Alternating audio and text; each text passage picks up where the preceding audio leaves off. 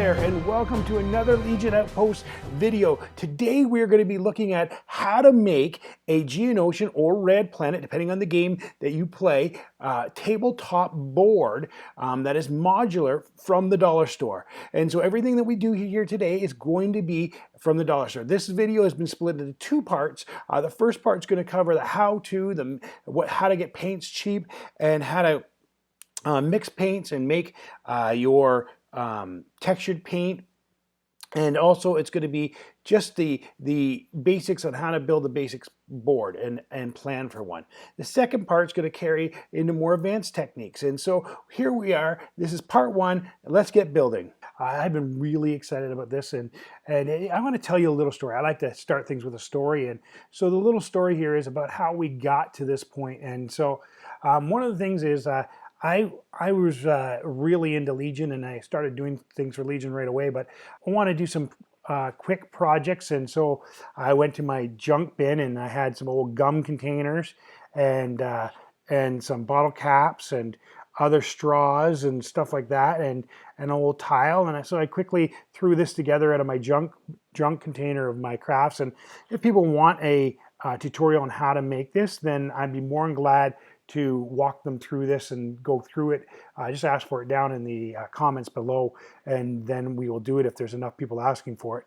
And so that was kind of the beginning of this whole project, and I made some paint for the ground cover out of some dollar store paint, and I got excited about doing that. And so I said, well, I would like to do another dollar store type project. And so I was walking through the dollar store, and as I was walking through the dollar store, I came by the art section. In the art section, they had these artist palettes, and these are panels. They're wooden panels, and they're 16 by 12.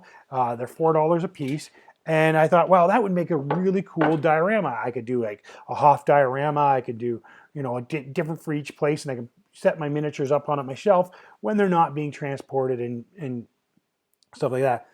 I decided I'm going to do that. I started thinking more about it, and I'm like, well, they're a foot wide by 16. If I put three of them together, I got a 3 foot distance. And if I put 5 together, I got a 6'8" distance. And that's a perfect table. And I said, well, why don't I make a modular table with them? And so I had just finished painting some Geonosis stuff. Some droid stuff. And I was like, I'm going to make a Geonosis board. And so I'm going to use techniques, and everything you could get at the dollar store, or I'll trade them out, but I'll tell you how you can do with dollar store stuff. Some of the things I traded out just because I have the stuff laying around. There's only one thing that I've used that you can't get at the dollar store. Even the tools, the paint, everything can be gotten at the dollar store. But I will tell you techniques of how to get them for a better price than even the dollar store. And so this is a build. It's good. It took me 8 hours to build this table. And as I said, it's 5'8" by 3 feet. And I've actually made a couple extra tiles just so I can have different transitions. So as I said, it took me 8 hours. It took me 42 hours if you count dry time, because I didn't have any good days to put things out in the sun, so things had to dry inside my house, and that takes a little longer because I do work in a basement and it doesn't dry as quick. Okay, so let's get to the building part. Like any good build, as we start building, it always works better if you have a plan. So for me, it was a really quick thing for me to do. I actually started making the plan right in one of the back of the boards. I started drawing them up and deciding what I was going to do. Now, the plan has varied a bit, but one of the key things I wanted a lot of blank boards so that we could have flat boards that we could put on scatter terrain later. So I put half the board, so I did 16 boards total in this thing. I put 8 of them as being blank boards, and so that's just textured and blank. Then I wanted some craters because I thought it would look cool with some craters and stuff in them. So I put 4 of my boards with craters on them, and so 4 of the boards have craters on them, and so I divided it up and said 4 of the boards craters, and then I did 4 boards with hill rising platforms, and so they're different ones, and one of the boards Now, what would happen is I had to measure so they always start and begin on anything at the same place. Because if you want a modular board, you want to be able to change it. You can put that as the you can put that as the edge. You can put this as the edge. You can make smaller hills at different places with the fact of that it's modular. But you need to have everything start and begin at the same thing. Now, with the other hill, I didn't want it to continue between other boards, so I built it on one spot. And so we're going to look at the different buildings and how to do each section and what tools we use to build this.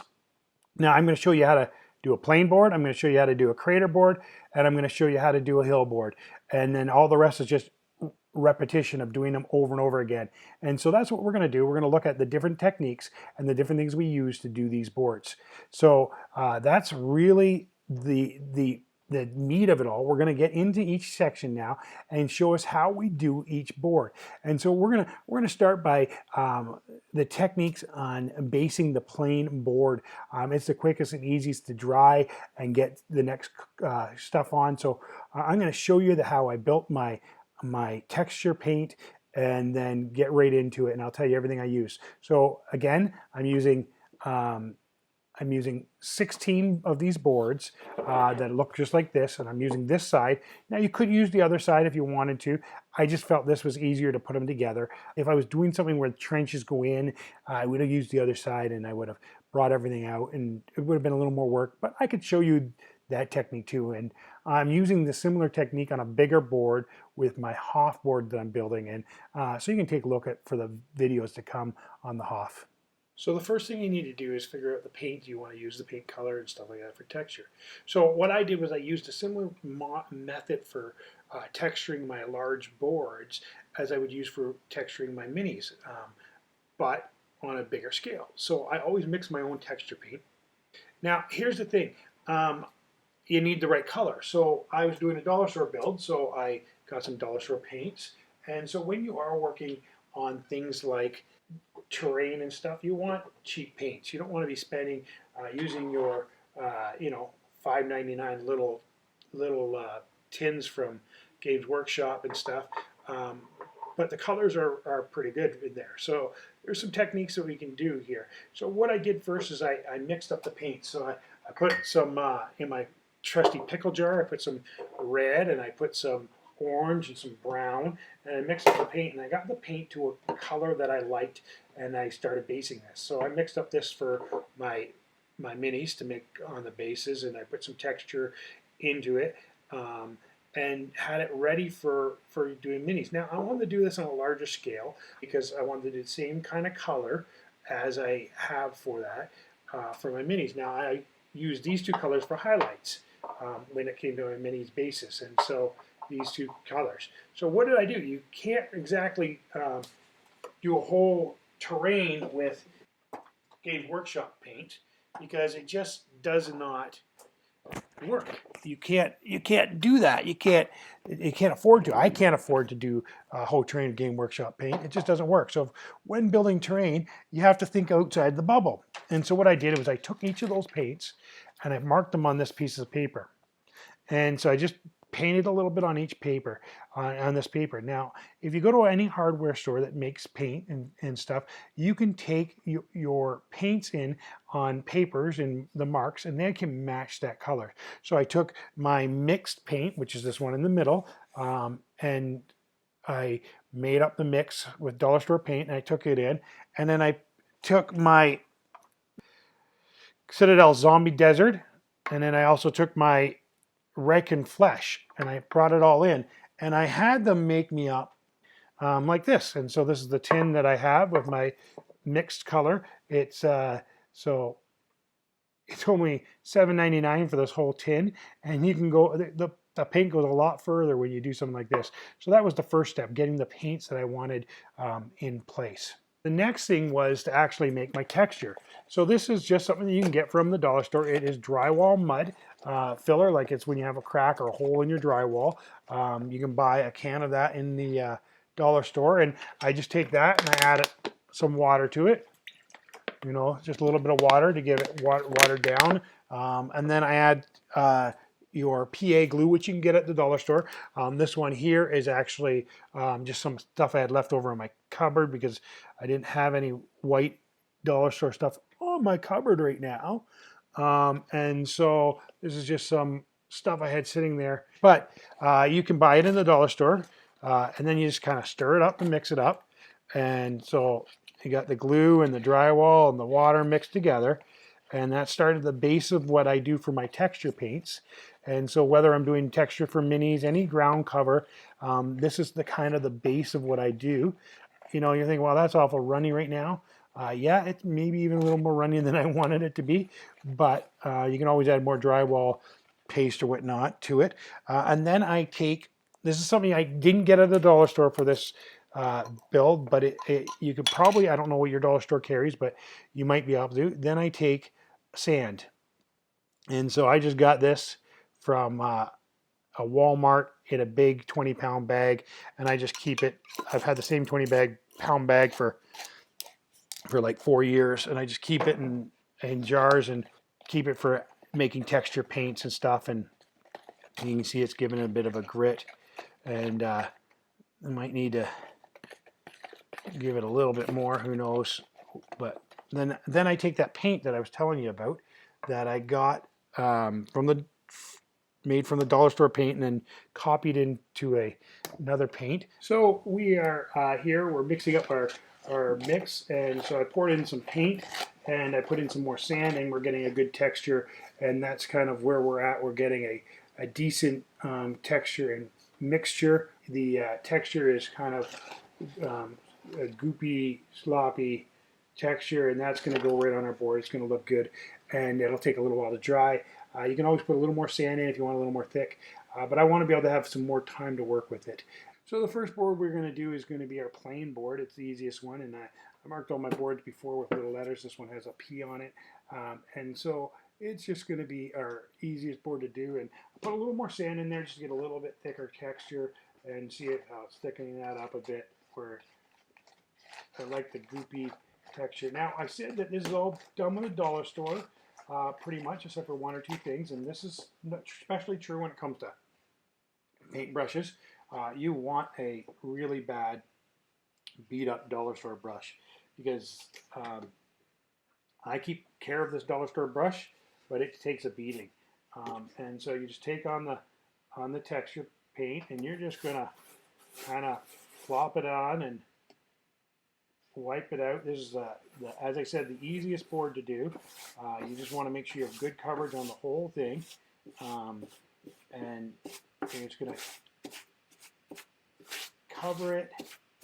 Now you can do this all in one layer, which gives you a nice texture and easy to use, and you can build up on it and do different things by adding more area train that you can drop on and models and stuff. One of the keys, you want to keep the edge clear, because that saves you a hassle in the next stage. Because if your edge gets clear, you want to go right to the edge. But if you get over the sides, you try to wipe it up right away, because otherwise that's a little bit of sanding and cleaning you have to do later. Because this is a modular board, and therefore all these boards are going to connect to another board, and so anything that comes between them is going to be a problem. And so it does save you some hassle and time in later steps of not having to sand the sides, just by keeping them clean.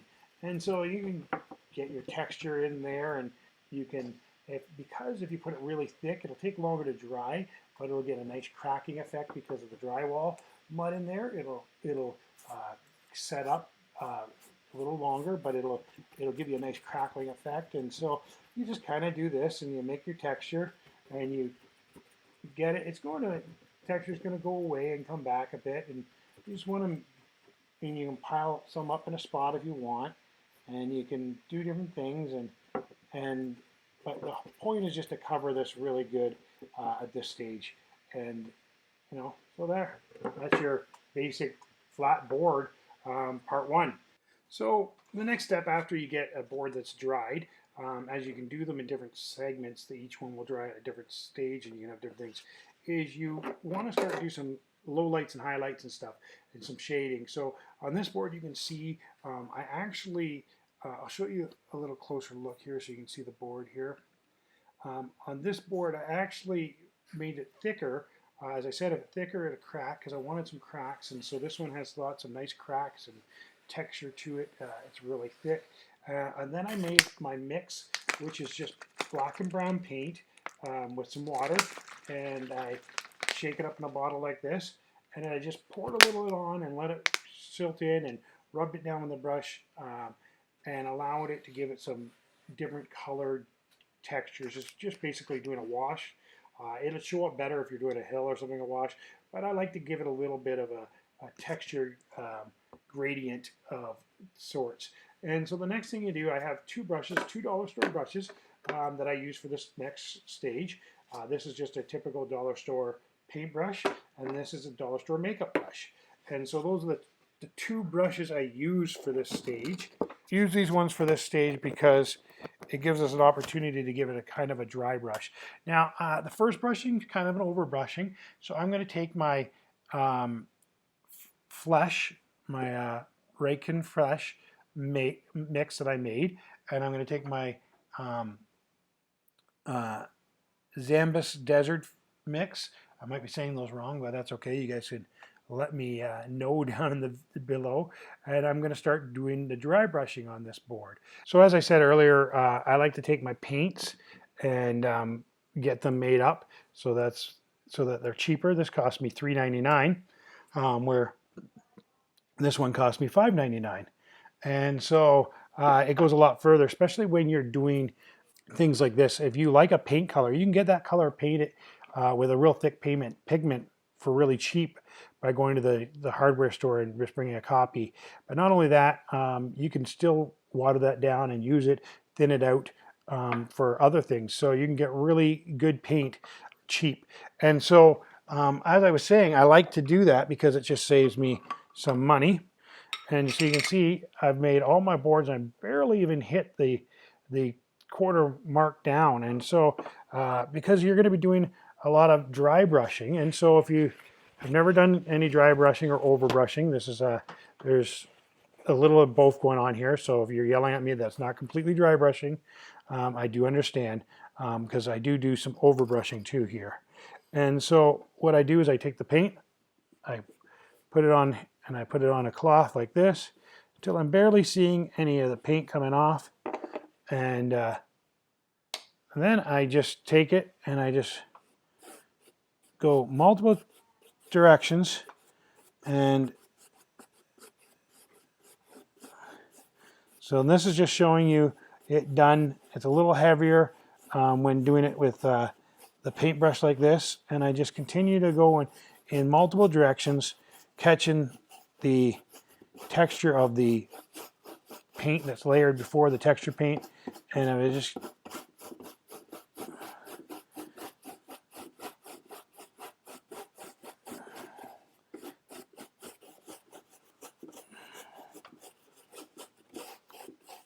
and you can just see I'm getting the highlights. Now that's showing you what it looks like with this dirty old paintbrush and the texture that it's given me. Get a little more paint on there and get it wiped off. The key is not to ever put too much on in one spot, because one of the things I would do in this sometimes is I take this brush and I would paint the sides of the board first, because nobody's going to see them, just so I don't end up getting too much on my paintbrush when I'm trying to do dry brushing, and then it just gets a little too much. And so you can go multiple directions, and you can get your paint on the way you like it, and that's giving it a nice little flesh color orange to the ground. I really like that. The other thing is I use a makeup brush. And now the reason I use a makeup brush, I do the same sort of thing. Wipe it on, wipe it off.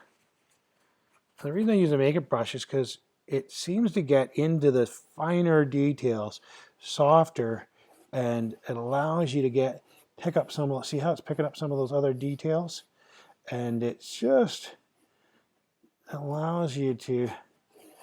And as I said, it's dollar store makeup brushes, that's all I use. And I have the smaller ones that I use on my actual minis, and so you just kind of do this. And so there we got the first layer of our dry brushing highlights, And then I move to my second color. And this one I do a little more sparingly. I just hit a few spots just so we have contrast in there. And so what I'm going to do is take that desert dusty color, and I'm just going to do the same thing. I'm going to wipe it all off here, and then I'm going to just hit some spots here where it's higher, and I'm just going to pick up some little spots here, and it's not the biggest change, but it's the subtle things that actually make a difference sometimes. And so that's just kind of what it's going to look like. So that's really the basics of the base board, the flat terrain board, so you can put other types of scatter terrain and stuff on it. And it's just really simply done. And you could do the whole thing like this if you didn't want any levels or changes. And as my kids would say, that's a little bit boring if you do it like that. But as I said, I did about half of the boards that way, so you could have it really change up and make a difference. So next we're going to look at how to build craters. And so some of the techniques are the exact same as you did, but you're going to learn a little extra things. And again, all with Dollar Store staff.